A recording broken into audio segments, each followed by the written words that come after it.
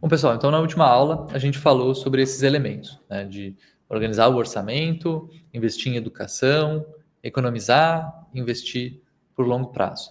Mas investir em quê? Ou investir para quê? Talvez seja a pergunta que antecede, né? O em que eu vou investir depende de para que eu estou investindo. E aí eu queria propor para vocês dois grandes objetivos de investimento. Aí você pode depois ter outros objetivos também. Mas eu acho que esses dois são fundamentais e todo mundo tem que ter esses dois objetivos. O primeiro objetivo é o de dormir bem hoje. Para dormir bem hoje, o que eu preciso? Eu preciso ter uma reserva para lidar com imprevistos.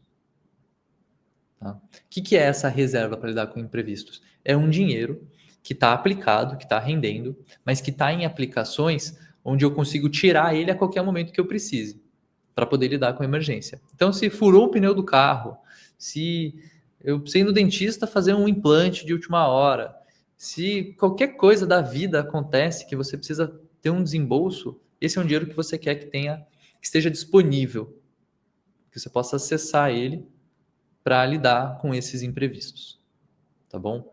A reserva de emergência, ela precisa, portanto, ter baixo risco e ela precisa ter alta liquidez. Baixo risco não é um dinheiro que eu vou buscar ter a maior rentabilidade dele no longo prazo. É um dinheiro que eu vou investir, eu quero que ele renda, mas o mais importante não é que ele renda 10% ao ano ao invés de 8% ao ano, né, quando a gente olha uma janela de tempo de 20, 30, 40 anos. O mais importante é que ele esteja disponível para quando eu precisar. Tá? E esse é o primeiro objetivo. Liquidez, lembrando, é a capacidade de transformar aquele recurso em dinheiro.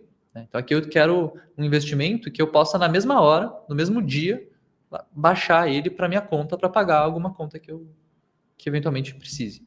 Né? Então não dá aqui para eu fazer aplicação em ações, por exemplo, já não faz sentido. Por mais que leve só 3 dias para eu receber o dinheiro, então, do ponto de vista de liquidez já não é tão bom, mas tem um outro lado que é a ação flutua.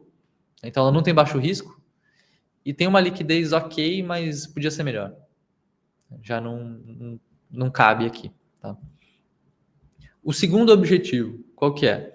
Se o primeiro é dormir bem hoje, o segundo é dormir bem quando for velho. É conseguir se aposentar. Né? Talvez não necessariamente quando for velho, né? Mas é dormir bem amanhã.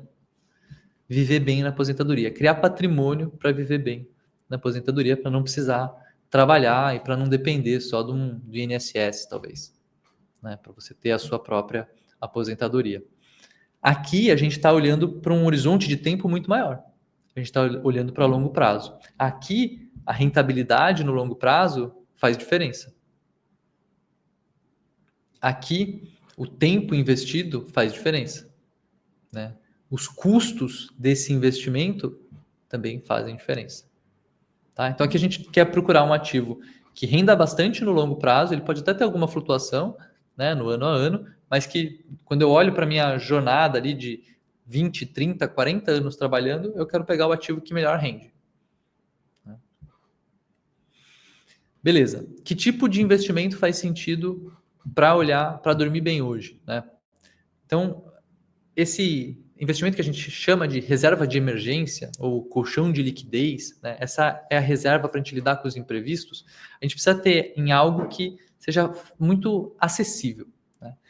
O melhor produto hoje no Brasil para isso é o CDB, né? Que é uma aplicação que você consegue fazer no teu banco que vai render algo atrelado ao CDI, né? Ou seja, é um CDB pós-fixado, né? Ou seja, conforme os juros básico da economia, a taxa Selic sobe ou desce, o rendimento dele também vai subir ou descer. Você nunca vai perder dinheiro investindo num pós-fixado atrelado ao CDI. Né? Ele sempre, todo dia, vai ter uma rentabilidade positiva. Então, esse é um fator legal. Você precisa olhar um que tenha liquidez diária, né? Que você possa, a qualquer momento, baixar o saldo para a tua conta. Hoje tem várias opções de recursos, de investimentos, onde você consegue ter mais de 100% do CDI. Né? Existe uma competição entre os bancos para oferecer, para trazer clientes, e eles oferecem, portanto, bons produtos.